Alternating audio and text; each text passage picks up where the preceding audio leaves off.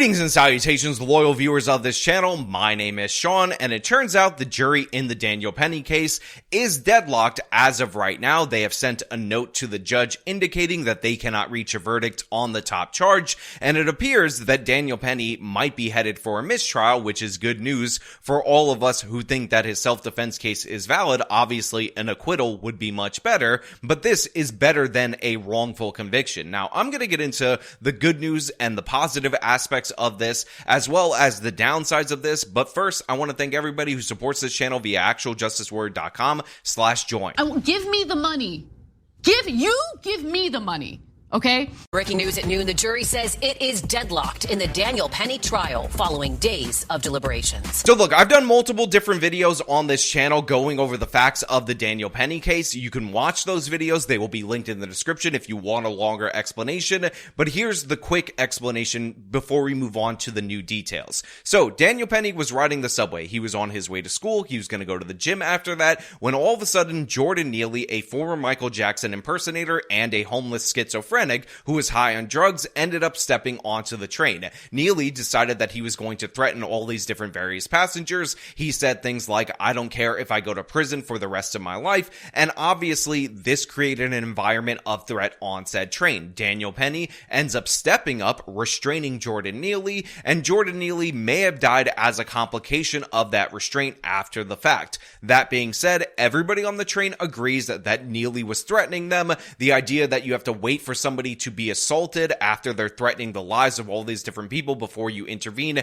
is ridiculous. So Daniel Penny should not have been charged with any crime. That being said, a video of him that was cropped in, by the way, to ignore the people of color who were assisting Daniel Penny in the restraint of Jordan Neely went viral, and people started saying, "Oh wow, evil white racist hurt an innocent Bebe Angel black person," and ignored all the things that Neely did to warrant that interference. Of course, that ultimately ended up leading to District Attorney Alvin Bragg's prosecution office filing charges against Penny for political reasons, and now his self-defense case is up for debate, up for discussion, and we've moved on from the trial phase to the jury phase, where they will decide his fate on two charges, a manslaughter and a criminally negligent homicide. But the jury, as of right now, appears to be deadlocked. Yeah, good afternoon, first of all, to you there, Teresa, and the jury sending the note to the judge at 11:03 this morning. When that note came into the courtroom, and our colleague Michelle Ross is in that courtroom, so she is communicating to us everything that is going on inside there.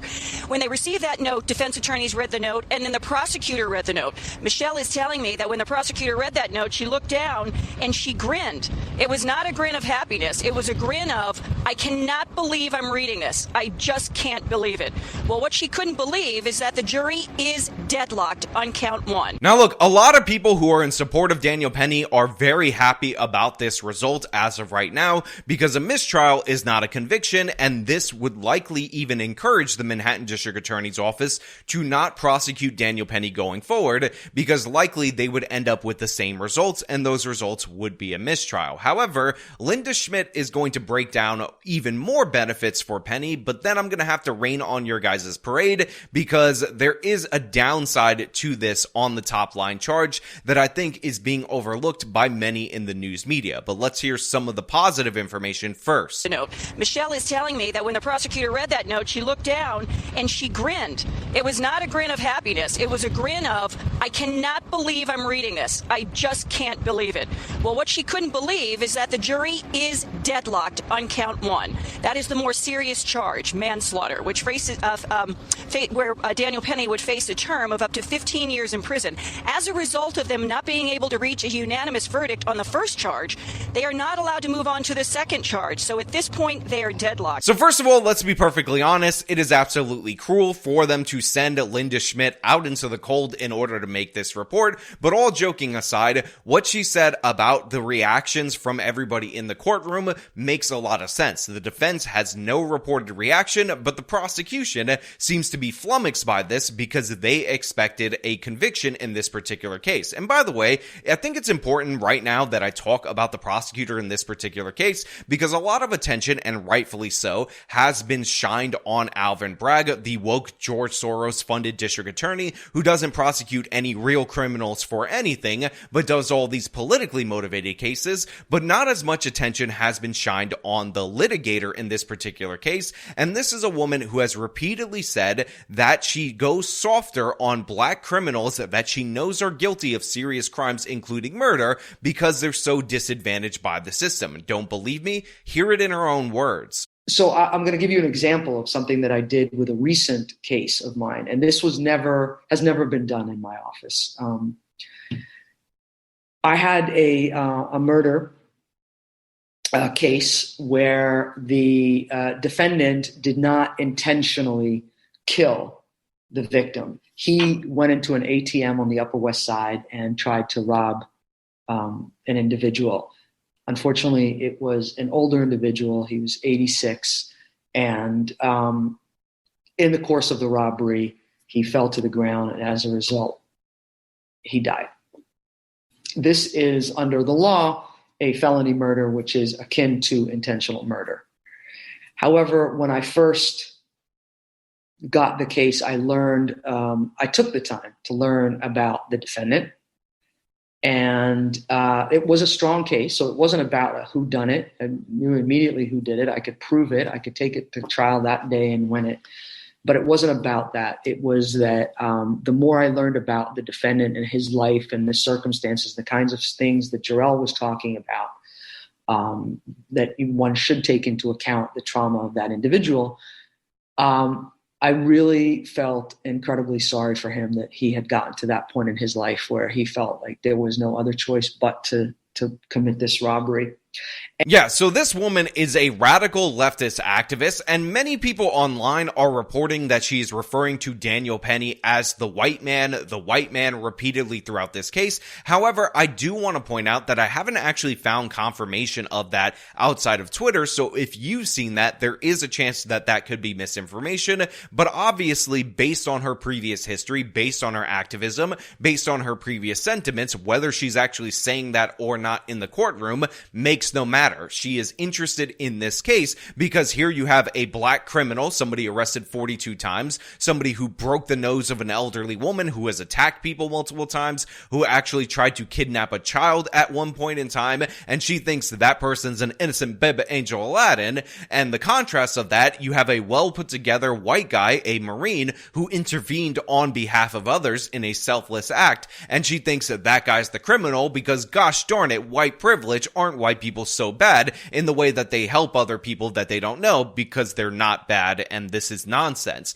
So that's the perspective of this person, and I do like the idea that she's grinning with confusion and she doesn't understand what's going on because she lives in that leftist bubble where nobody thinks that defending others is acceptable and you should just let the innocent baby angel criminals do whatever they want. Essentially, this woman comes from the same social circles as Emma Vigeland, who says you should just let people assault you on the train, and it's kind of bourgeois for you to be concerned with your own safety. I was hit at one point sitting on the subway by a man who was having a mental health episode. He sat next to me and he was elbowing and kind of flailing around and hit me in the face and in my body, and it was jarring, right? The idea that I would want him to be hurt in any way, I just didn't want to be near him in that moment because I understood something was going on here. Every one of us who's taken public transit has had this kind of situation, something similar happen, seeing someone struggling. That doesn't mean that our fear in that instance, and I was a little scared because I was hit. It's a problem. Like, it's people that need help. But my fear is not the primary object of like what we should be focusing on right now. It's the fact that this person is in pain. And so, like, the politics of dehumanization privileges the bourgeois kind of concern of people's, like, immediate discomfort in this narrow instance, as opposed to larger humanity and life. It's really freaking twisted. Yeah, So again, her reaction and her being stunned, hilarious. Her getting a mistrial and suffering the humiliation of that, amazing. Totally on board with it. Obviously, I would prefer a not guilty verdict, but this is also entertaining for me. That being said, let's get into some more details of this so you can understand what the judge's response is, and of course, what the implications of them never agreeing on the top charge could possibly be. Now, I just want to fill you in on something else here as well. The jury just came into the room. The judge talking to the jury saying this is not uncommon. There are many times when juries are unable to reach a unanimous decision. He wants them to continue to deliberate, but if they are unable to reach a unanimous verdict on that first count, this will end in a deadlocked jury, and they possibly will have to try him again. So first of all, it should be 12-0 not guilty on the first count right off the jump, but under New York law, as you just heard right there, if they can't reach a unanimous verdict on the first charge, they're actually not allowed to move on to the criminally negligent homicide charge. They have to either vote up or down on the top line, or it's going to be a mistrial, and that sounds like, again, it would be good for Daniel Penny. However, the judge actually ended up calling the jury into the room. He ended up talking to them and essentially encouraged them to try to reach a unanimous verdict, informing them that this case is basically going to be over if they don't, and it will be a mistrial. Now, here's where I'm a bit worried for Daniel Penny, because one of the things that a lot of juries like to do once they're in the jury room is do compromise verdicts. So they might not be able to reach a verdict on this particular first charge, but I'm hoping that the people who are on the not guilty side end up holding the line on that. Obviously, I don't want it to turn into a guilty for Daniel Penny, and eventually you end up getting to a not guilty verdict on that. However, some of those people who are unwilling to move on the first charge, on the top charge, might end up, after they set that aside, going to the second charge and deciding that they're going to compromise with their fellow jurors and end up going with a guilty verdict on that. And to me, this is a disastrous result. This is something that I definitely don't want to happen. I would prefer a mistrial to this, because to me, this is a violation of the spirit of the law, because in reality, you're not supposed to compromise in this way, although I am under the belief that this happens all the time once the jury goes into deliberation. So yeah, this could be a good sign for Penny, them being deadlocked on the first charge,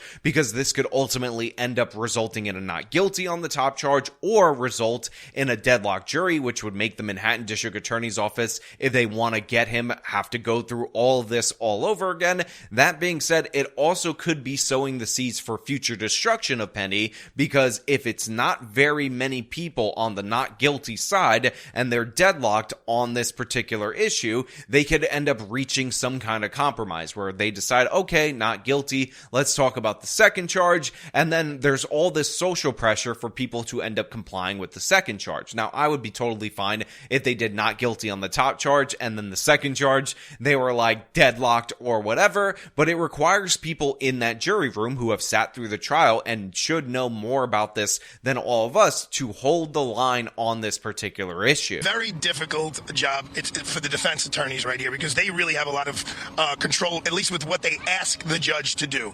So they could have asked the judge to instruct the jury, okay, don't consider count one and just go to count two, which is criminally negligent homicide. Right.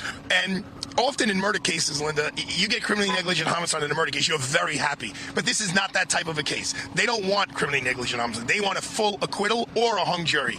So what they asked the judge, I believe they should have asked for a mistrial right away before the jury comes in. Judge, declare a mistrial right now, declare a hung jury right now. The judge would deny that. It's too soon, it's too early. So then you ask what's called an Allen charge. And an Allen charge is a very serious kind of push to the jurors to reach a decision. You read to me what took place in the courtroom.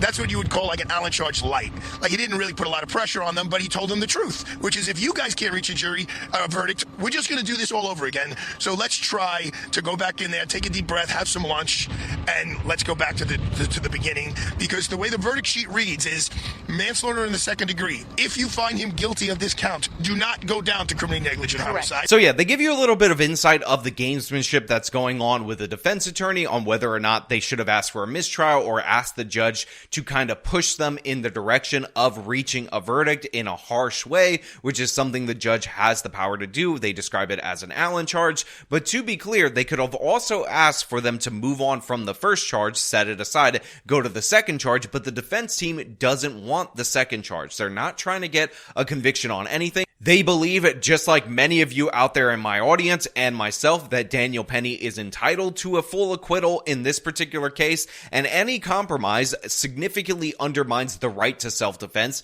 in New York City, which, by the way, already has badly written self-defense laws, in my opinion, as well, but they should still be able to hold for this particular case, because essentially, there is no way for you to be able to intervene with non-lethal force, and yes, it was non-lethal force despite the fact that Jordan Neely died, to help others that are being threatened until after, apparently, those people are being attacked and being potentially mortally wounded with a weapon. And to me, this is an absurdity. This is ridiculous. And of course, the double standard that has been proven out by this particular case, in that Daniel Penny is facing all these charges, but the person of color who assisted him in the restraint ended up with an immunity deal, should not be ignored, especially, again, when you consider the political activism of this woke litigator that's in the courtroom opposite the defense team. So yeah, I do believe that this could still result in a conviction. They haven't even considered the second charge, but the longer this goes on,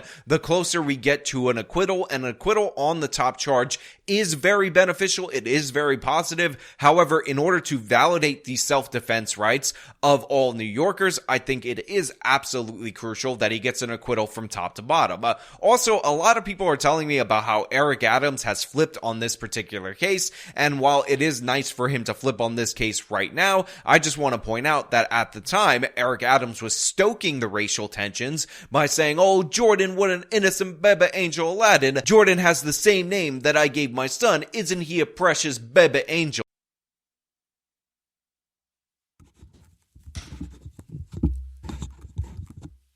My fellow New Yorkers, this has been a week of strong emotions in our city. One of our own is dead. A black man, black like me. A man named Jordan, the name I gave my son. A New Yorker who struggled with tragedy, trauma, and mental illness. A man whose last words were a cry for help. A man named Jordan Neely. Jordan's death has devastated his family and shocked his fellow New Yorkers. Today, I'm here to talk about Jordan's life before he got on that train. So Eric Adams, in my opinion, can go take a walk for the way that he handled this case, because his pushing and ginning up racial hysteria about this is one of the main reasons why Daniel Penny is in this predicament in the first place, because again, this was a politically motivated prosecution from top to bottom. Daniel Penny should have never been charged, and while a hung jury is great, while them not reaching a verdict is fantastic and should shame the prosecution out of pursuing this case going forward, an acquittal is what we should get as the American people, as New Yorkers, because Daniel Penny did nothing wrong. Now, of course, I would like to hear what you guys have to say. As per usual, if you like this video, show them by leaving a like, subscribe for more content, follow me on all my social medias, support me via the support links in the description of this video. This has been me talking about the potential for a hung jury in the Penny case. Till next time.